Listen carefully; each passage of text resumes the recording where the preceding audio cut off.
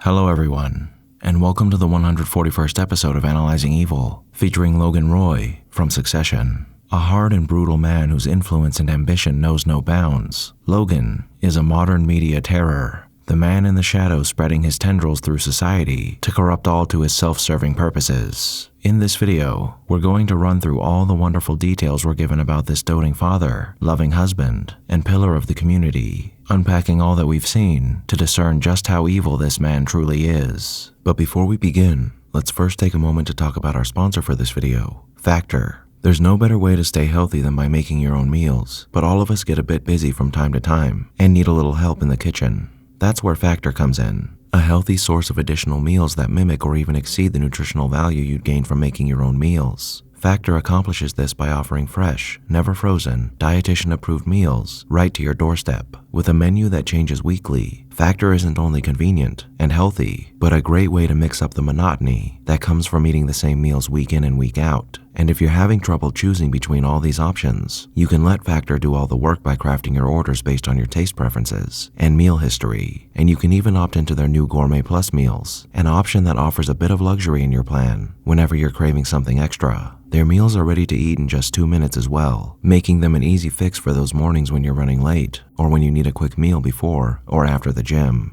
Factor is now owned by HelloFresh, so for all of my viewers looking to find even more variation in their meals, you can now enjoy a discount on both services. So check Factor out yourself by clicking the link down below, and when you select the plan that's right for you and you're ready to check out, make sure you use the code VILI50 to receive 50% off your first order. Thank you, Factor, for sponsoring this video. Now without further ado, let's begin. There is one thing in particular that's Logan's greatest strength, and that's his forward-thinking mindset. When the family are celebrating Logan's 50 years of success in Dundee, Siobhan presents her father with a touching gift, an album filled with all the houses they currently own or had once lived in, an intimate look into where the family created some of their happiest memories. Though Logan expresses his appreciation for this present, he doesn't remember much at all about these houses, and when Siobhan remarks that he isn't a big fan of the past, he replies with confirmation, stating that the future is real, but the past is all made up. Now, like I said, even though it might not seem like it, this mindset is one of Logan's greatest strengths, and we'll get to why this is intimately important in refining Logan's business acumen. But it's best that we first delve into that past that he seems to dread so much, as every great person is ultimately molded by the circumstances of their beginnings. In doing so, we'll discover why this aversion to his own history is also one of his greatest weaknesses. And along the way, we'll find ourselves running into quite a few more aspects of Logan Roy that have ensured the enormity of his success. But just as this all-important attitude towards the past is a double-edged sword, the torment and suffering that he and the countless others that he's come in contact with throughout his storied life have experienced are victims of Logan Roy's story. If we take the time this series began as an indicator of when exactly the events of this story take place, then Logan Roy, whose 80th birthday is being celebrated in the first episode of Season 1, was probably born in Dundee, Scotland in the year 1938. According to Logan, his life in Dundee was marked by poverty, and though he seems to have the odd happy memory here and there of his life in Dundee, Logan is quite eager to forget his childhood in Scotland.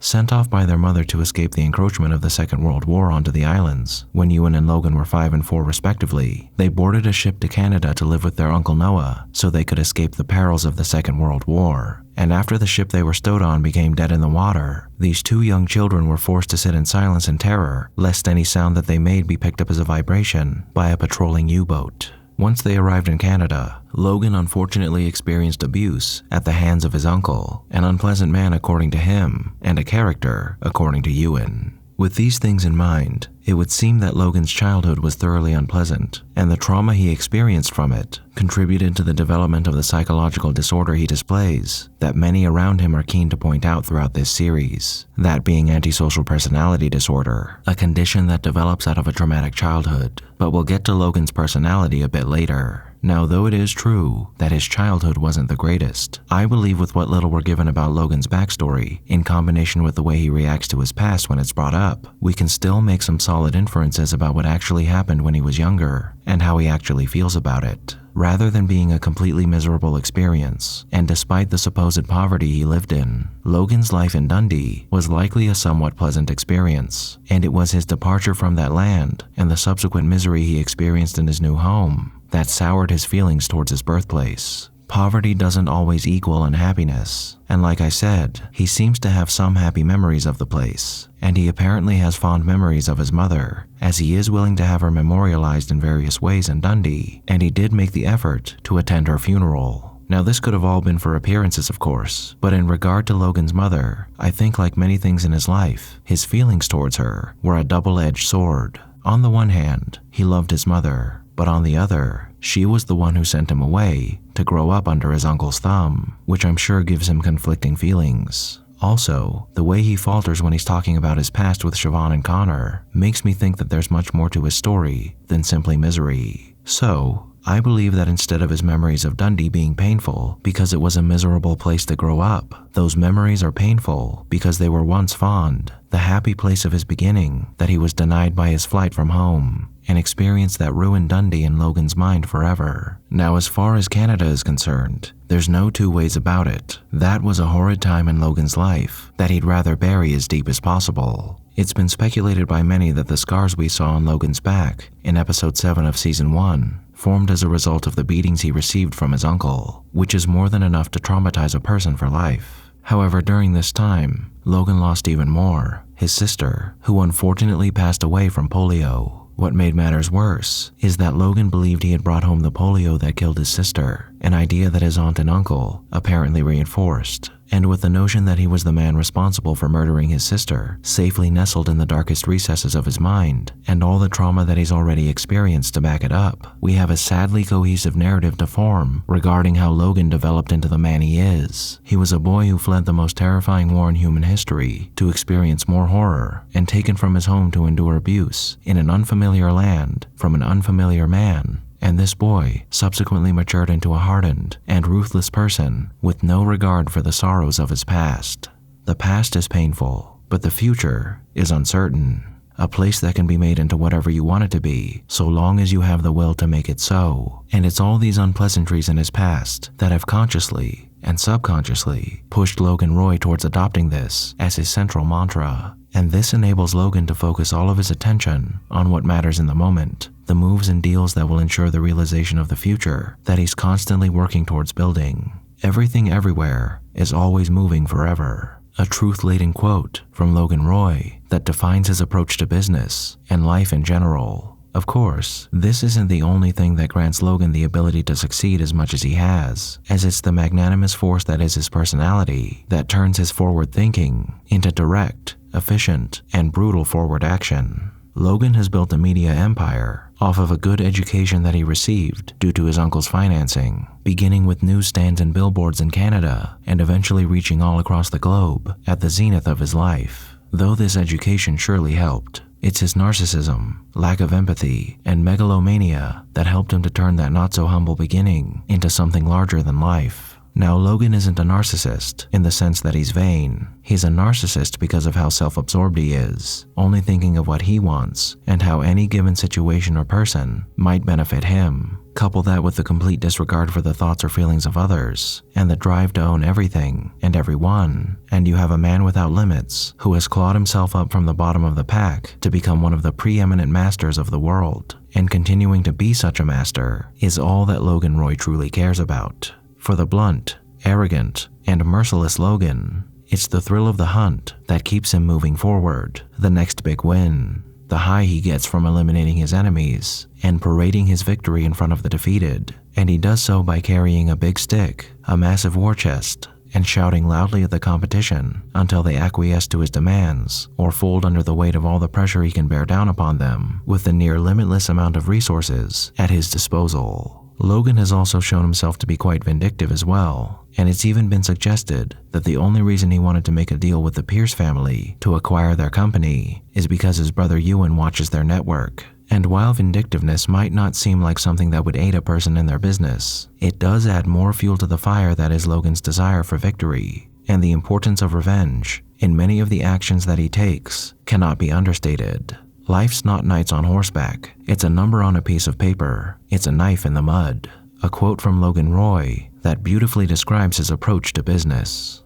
So, out of all the bad that Logan Roy has experienced, this is all the quote-unquote good that has resulted from it. But now it's time that we take a dive into why all that Logan Roy is, and what he's accomplished, was possibly the worst thing that could have ever happened to him, and many, many others. For starters, though his forceful persona has been a large part of his success, his overall personality is quite ugly, to put it lightly. He's rude, flippant, crass, and unconcerned with anyone other than himself, preferring to answer anything he's uninterested in with one of his signature ahas. And the only people who experience any kind of warmth from him are the people who can offer him pleasure or an advanced position in his business. Alongside the general poison that is his character, he's also overly macho, racist, misogynistic, homophobic, and elitist, which is unsurprising considering his position, the time in which he lived most of his life, and his philosophical and moral alignments. Aside from who he is as a person though, one of the most obvious avenues to discuss the downfalls in his character is by taking a look at his family. Logan's children are what you'd expect them all to be, spoiled rotten rich kids whose only real struggles boil down to how best to spend the massive amounts of money that they've received from their father.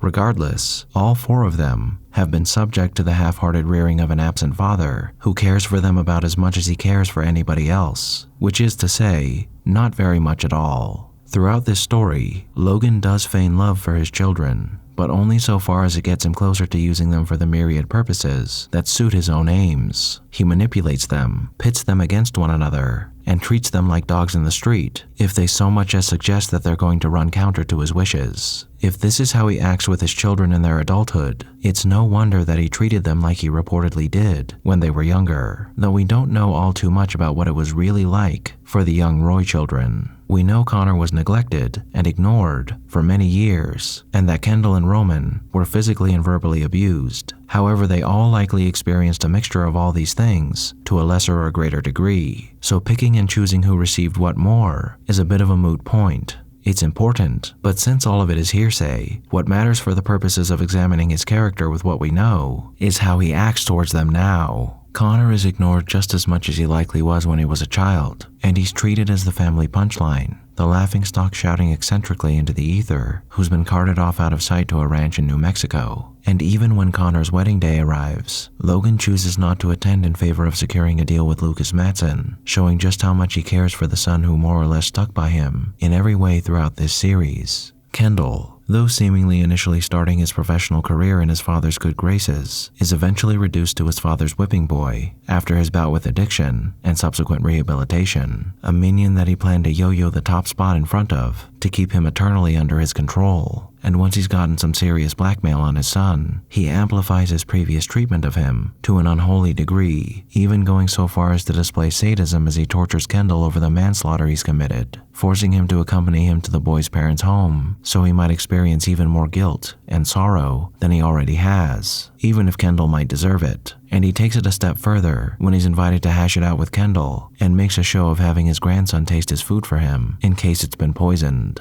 Roman has an inferiority complex, severe sexual dysfunction, and daddy issues, inadequacy rolling off of him as he uses jabs and slights to hide his insecurities. And he's a man whose emotions have been so stunted by the man he idolizes that he's unable to really process his emotions or feel any sort of emotional satisfaction unless he's being berated and belittled, just the way his father had always treated him. Out of all the children, Siobhan seems to have come out of her childhood relatively unscathed. However, out of all the Roy children, Siobhan is most like her father, and though she's not quite as cold-hearted as he is, her attempts at emulating him routinely impact her life in a number of negative ways, like in her business decisions and in her relationship with Tom. So, just as Logan didn't ask to become the man he is, his children didn't either, and everything that they've become, and all of their faults, are a direct reflection of Logan Roy. But the funny thing about Logan, and the way he treats his family, is that he's supposedly done all he's done for them.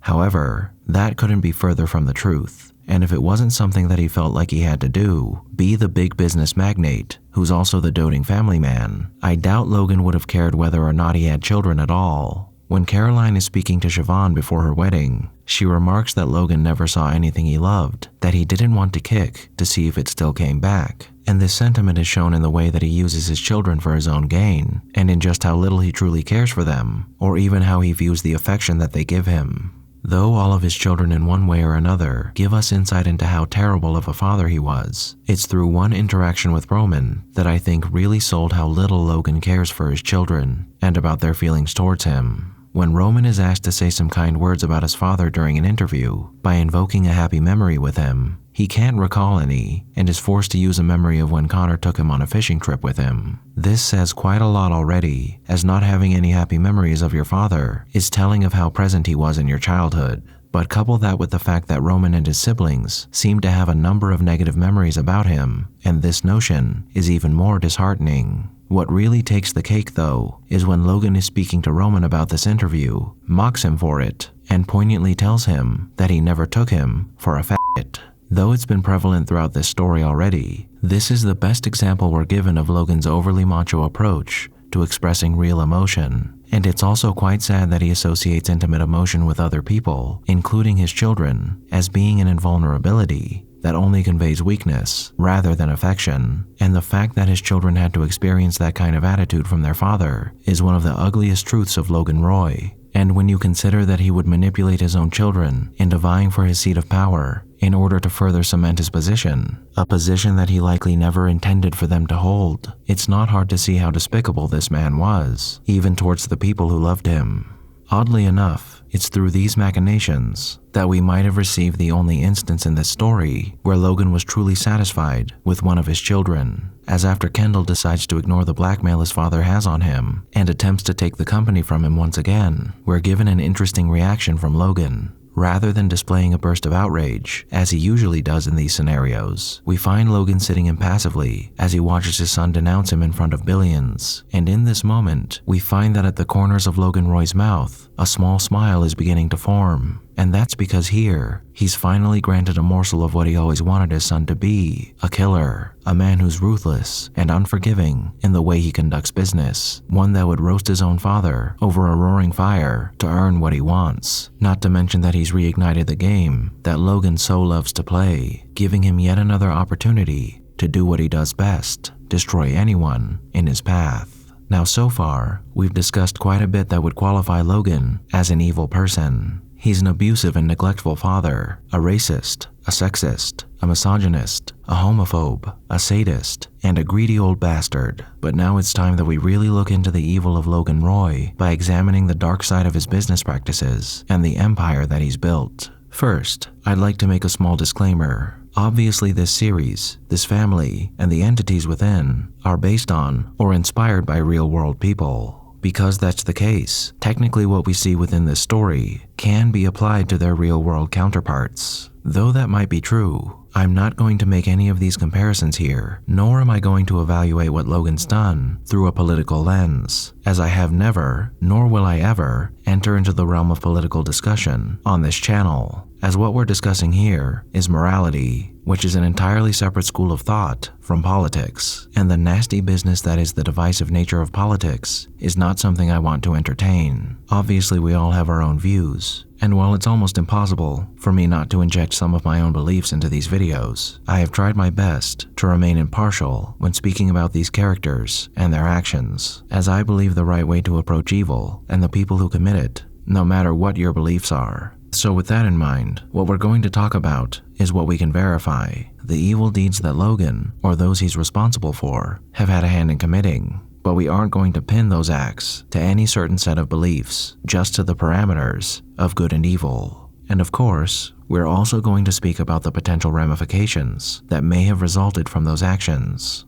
However, from here on out, there is one point where I feel I won't really be able to help it. But I assure you, most people shouldn't have a problem with this one. And even so, I'll still try to be as impartial as I possibly can be. Now with that out of the way, to start, there's the overall culture that Logan fostered at his company. Because Logan has all those nasty biases that we've already spoken about, biases that the majority of his cohorts held as well, the values of his company were molded around those principles. No blacks, Jews, or women above the 4th floor, one of the unofficial mottos of the Waystar Royco Corporation. His was a company owned and run by rich white men, and its main prerogative was continuing to enrich those men and prop up the institutions that had allowed them to reach their positions. Who knows how many talented women, people of color, or people of differing faiths were denied positions at his company due to who they were, or those who likely held menial positions already who were abused. Though this notion mostly lies in the hypothetical that's built off of the aforementioned attitude Logan has towards any non-white,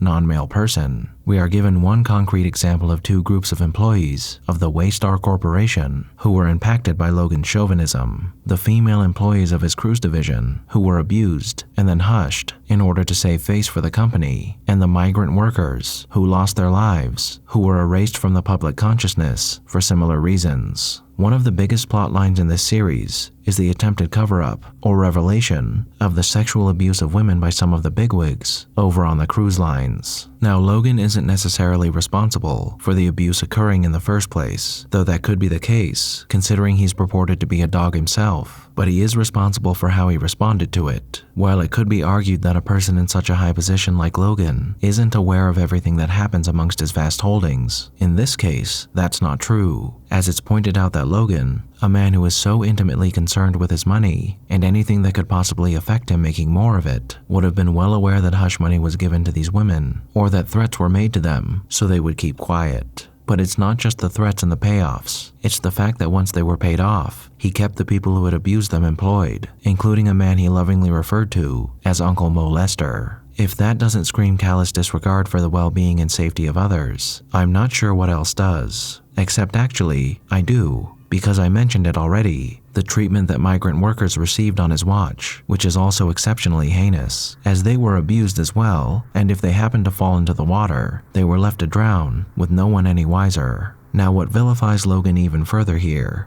is how he refers to these people. To Logan and his cronies, this is a case where the victim in question is an NRPI, which stands for no real person involved.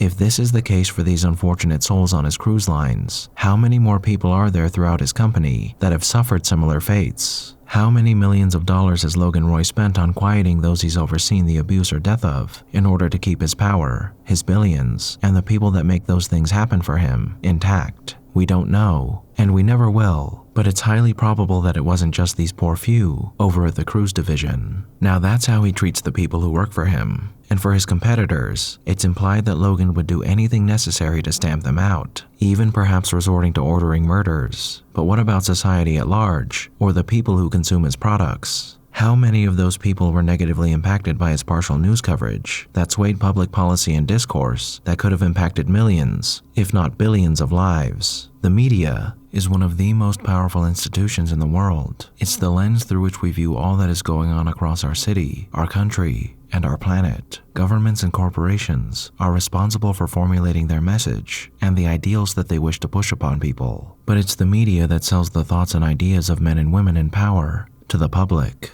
If what you're selling is sugar-wrapped poison in a pretty bow, you're responsible for the eventual sickness of the people that you've envenomed. Logan's news group, like all major news groups, can be held responsible for pitting one group of people against another, convincing people what's in their best interests, even if it wasn't, and instilling fear into the populace so they might scurry to the shelter he and his powerful friends have built for them, at a price of course. But it's not even just his media coverage that's the problem here. Logan had the ear of some of the most powerful people on the planet, and if they didn't toe the line that he needed them to, so he could further enrich himself, he'd blackmail them with negative media coverage that would spell the end of their careers. Kendall remarks that his advice was sought in the highest staterooms, and his news was watched in the lowest houses. But the only reason his advice was heeded was because those in the highest staterooms feared the opinion of the people in the lowest houses. And to keep the hordes of millions whose opinions could be swayed with a 5-minute news segment at bay, they grudgingly accepted the will of Logan Roy. If they didn't,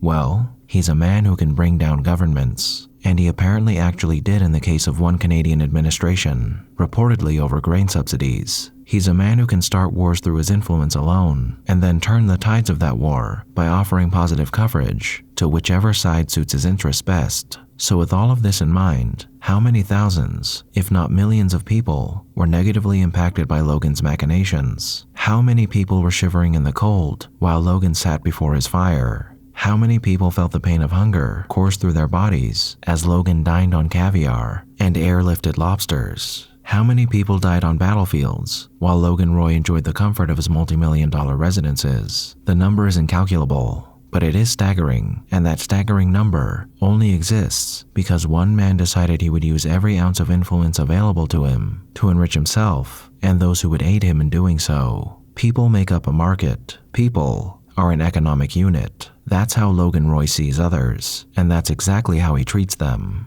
The final example we're given of just how much damage Logan Roy inflicted upon the world is the potential election of one Jared Mencken to the office of the President of the United States. While Roman saw that his success was assured following his father's passing, it was Logan who put forth his name to be the standard bearer of his chosen party in the first place, a man who in a conversation with Roman admitted to his fondness of quotes from good old A.H., a man who not so subtly expresses his distaste for all things that aren't a part of white America. A man who wants to wipe the filthy elements of American democracy clean with his pure ideals, and a man who in some ways admitted to being ideologically compatible with Logan Roy.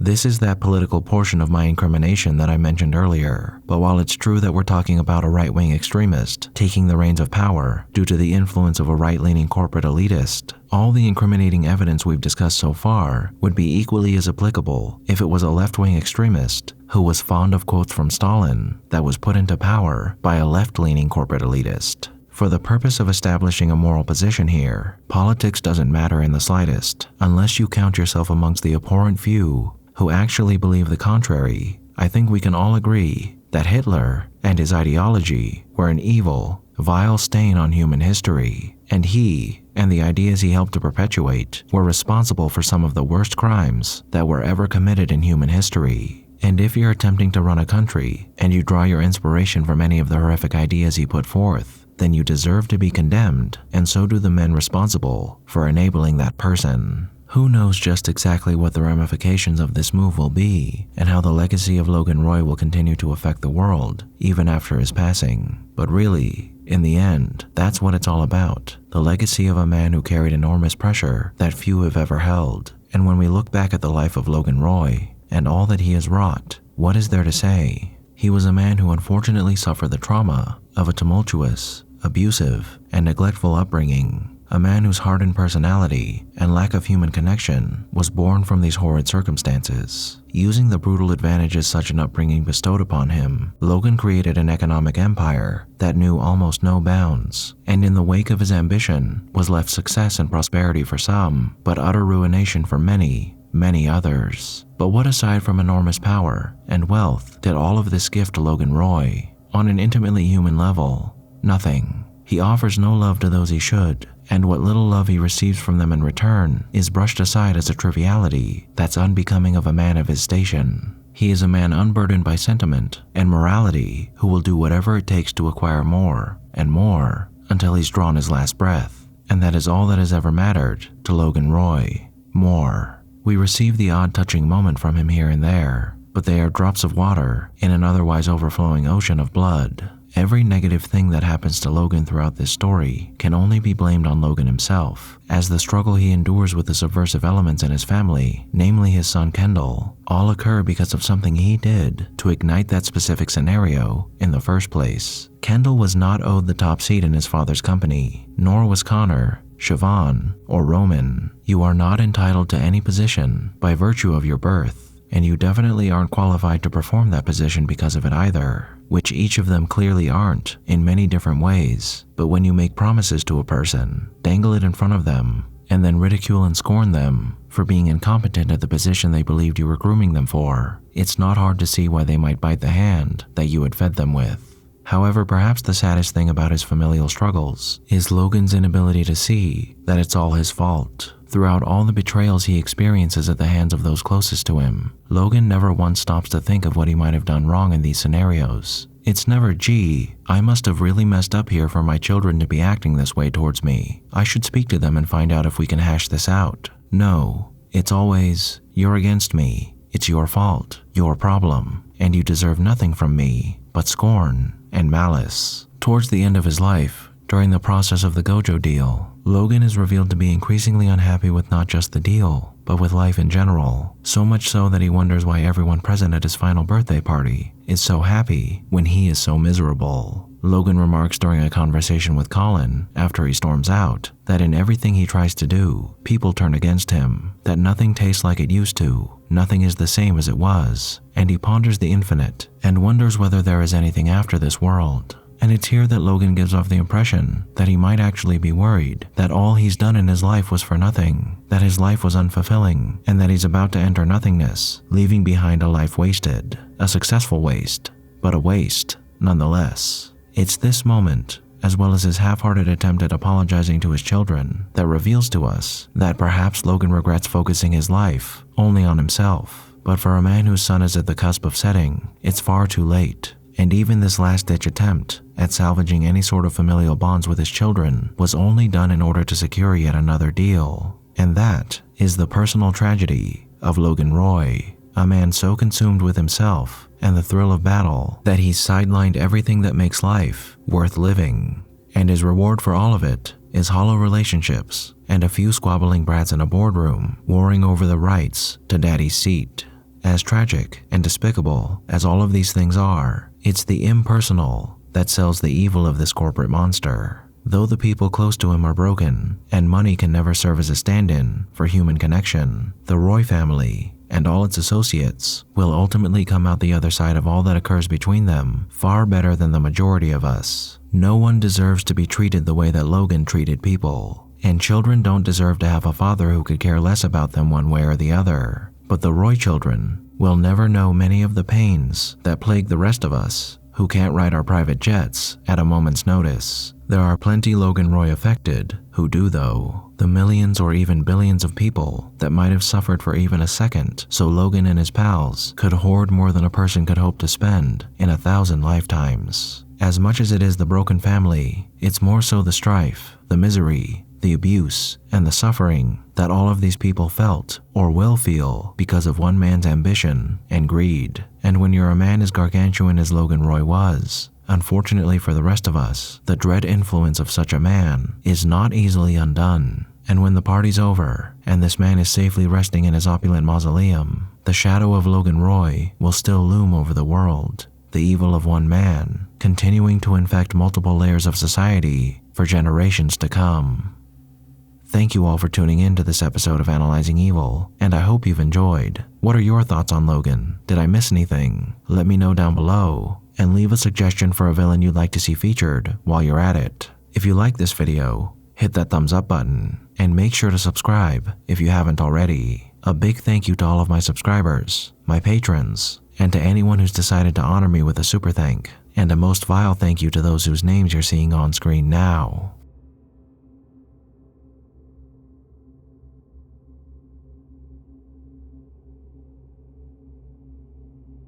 Join the channel's Discord server and subreddit to interact with myself and the community, and follow me on my socials down below to keep up with the channel. As always, thanks for watching, and I'll be seeing you soon.